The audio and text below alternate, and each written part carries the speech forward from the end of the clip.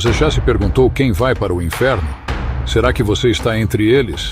Será que existe mesmo um lugar de tormento eterno para os pecadores? O que a Bíblia diz sobre esse assunto tão polêmico? Neste vídeo, vamos explorar o que a Bíblia ensina sobre o inferno e quem irá para lá. Fique ligado e descubra a verdade sobre o destino final dos ímpios. Saudações, pessoal, antes de prosseguirmos com o vídeo. Peço que nos ajude deixando o seu like. E se porventura é novo aqui, peço humildemente que se inscreva neste canal para que possa aproveitar os próximos lançamentos que sairão num futuro próximo. Agradecemos pela sua contribuição, sigamos com o vídeo. Hoje vamos falar sobre um tema que gera muita curiosidade e controvérsia: o inferno. Muitas pessoas têm medo do inferno e se perguntam se elas ou seus entes queridos irão para lá. Outras pessoas negam a existência do inferno e acham que é uma invenção humana para assustar as pessoas. Mas o que a Bíblia, a palavra de Deus, diz sobre o inferno? Será que ele é real? Será que ele foi criado por Deus? Será que ele é um lugar de fogo e sofrimento? E o mais importante, quem vai para o inferno? Para responder a essas perguntas, vamos analisar algumas passagens bíblicas que falam sobre o inferno. A primeira coisa que precisamos entender é que a palavra inferno na Bíblia pode ter diferentes significados, dependendo do contexto e da tradução. Na língua original da Bíblia, o hebraico e o grego, existem diferentes palavras que são traduzidas como inferno em português. Vamos ver algumas delas. Sheol é o nome hebraico para o lugar onde os mortos vão. Também pode ser traduzido como sepultura ou profundezas. O Sheol era visto como um lugar onde as almas dos mortos têm uma existência silenciosa sem fazer nada, um pouco como dormir. É usado principalmente no Antigo Testamento. Por exemplo, em Jó 14:13 lemos: "Quem dera me escondesses no Sheol, me ocultasses até que a tua ira se aplacasse, me fixasses um prazo e depois te lembrasses de mim." Hades. Essa palavra é emprestada da mitologia grega pagã, mas quando é usado na Bíblia não significa o mesmo. É apenas a palavra mais próxima na língua grega para traduzir Sheol. O Hades também é o lugar dos mortos, mas não implica necessariamente em tormento ou castigo. É usado principalmente no Novo Testamento. Por exemplo, em Lucas 16:23 lemos: "No Hades, estando em tormentos, levantou os olhos e viu ao longe a Abraão e Lázaro no seu seio." Gena é o nome usado para o lugar de eterno tormento dos ímpios, que hoje chamamos de inferno. Gena era o nome de uma lixeira fora de Jerusalém, onde se queimava lixo e os corpos de criminosos. Como era um lugar horrível, Gena se tornou figurativo do destino dos ímpios na eternidade. É usado principalmente por Jesus no Novo Testamento. Por exemplo, em Mateus 10:28 lemos: "Não temais os que matam o corpo e não podem matar a alma. Temei antes aquele que pode fazer perecer no inferno tanto a alma como o corpo." Tártaro. Outra palavra emprestada da mitologia grega com o mesmo significado que Gena.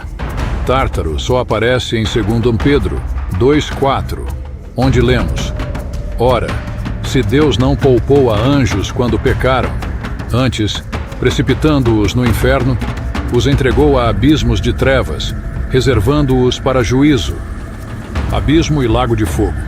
Essas figuras e outras que aparecem na Bíblia servem para entendermos que o inferno é um lugar terrível, de destruição, tormento e tristeza. O abismo é o lugar onde os demônios são aprisionados, como lemos em Lucas 8:31. "E rogavam-lhe que não os mandasse para o abismo." O lago de fogo é o lugar onde o diabo, a besta, o falso profeta e todos os ímpios serão lançados no final dos tempos, como lemos em Apocalipse 20:15. "E se alguém não foi achado inscrito no livro da vida, esse foi lançado para dentro do lago de fogo." Como podemos ver, a Bíblia usa diferentes termos para descrever o inferno, mas todos eles apontam para a mesma realidade: um lugar de separação de Deus, de morte e de sofrimento. Mas por que o inferno existe? Será que Deus é cruel e vingativo?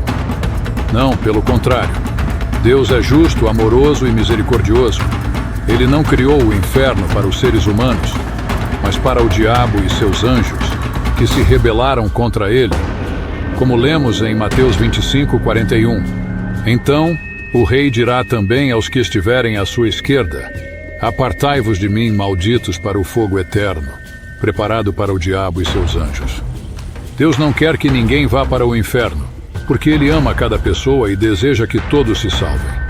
Como lemos em 2 Pedro 3:9, o Senhor não retarda a sua promessa, ainda que alguns a tenham por tardia. Pelo contrário, é longânimo para convosco, não querendo que nenhum pereça, senão que todos cheguem ao arrependimento. Mas Deus também respeita a nossa liberdade e a nossa escolha. Ele nos deu o livre-arbítrio para decidirmos se queremos ou não seguir a sua vontade. Ele nos deu a sua lei e os seus mandamentos para nos orientar e nos proteger. Ele nos deu a sua graça e o seu Espírito para nos fortalecer e nos santificar. Ele nos deu o seu Filho, Jesus Cristo, para nos salvar e nos reconciliar com Ele. Mas Ele não nos obriga a aceitar nada disso. Ele nos convida, nos chama, nos espera, mas não nos força. Ele nos ama, mas não nos manipula. Por isso, quem vai para o inferno é quem escolhe ir para o inferno.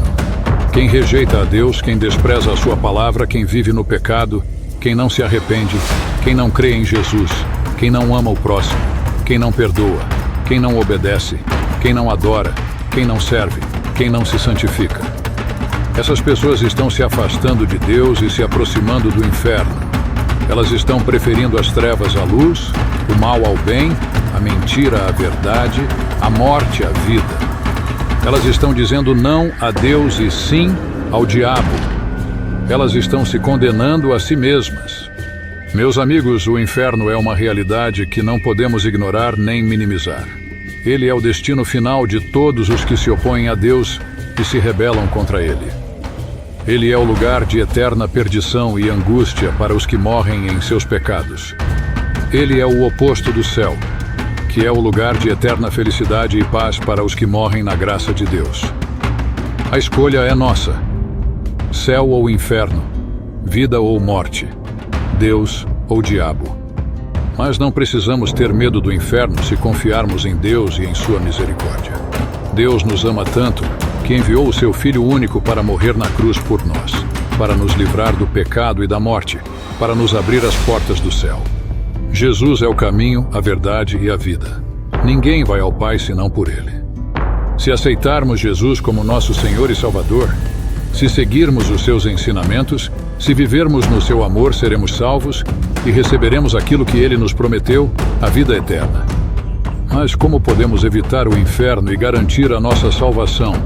A Bíblia nos ensina que há apenas um meio de escapar da condenação eterna: crer em Jesus Cristo como nosso Senhor e Salvador. Jesus disse em João 3,16: porque Deus amou o mundo de tal maneira que deu o seu Filho unigênito, para que todo aquele que nele crê não pereça, mas tenha a vida eterna. Crer em Jesus significa reconhecer que somos pecadores e que precisamos do seu perdão. Significa arrepender-se dos nossos pecados e abandoná-los. Significa confiar na sua obra na cruz, onde Ele pagou o preço pelos nossos pecados. Significa receber o seu Espírito Santo, que nos dá uma nova vida e nos capacita a obedecer à sua vontade. Significa segui-lo como nosso Senhor, obedecendo aos seus mandamentos e imitando o seu exemplo. Significa amá-lo acima de tudo e amar o nosso próximo como a nós mesmos. Quem crê em Jesus recebe o dom da vida eterna, que é a comunhão com Deus. Quem crê em Jesus não entra em juízo, mas passa da morte para a vida. Quem crê em Jesus tem a certeza de que Deus é seu Pai e que Ele é seu Filho.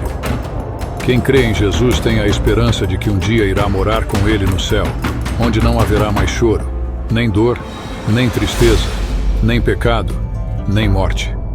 Quem crê em Jesus tem a alegria de saber que Ele está com ele todos os dias, até a consumação dos séculos. Esta foi a história de hoje.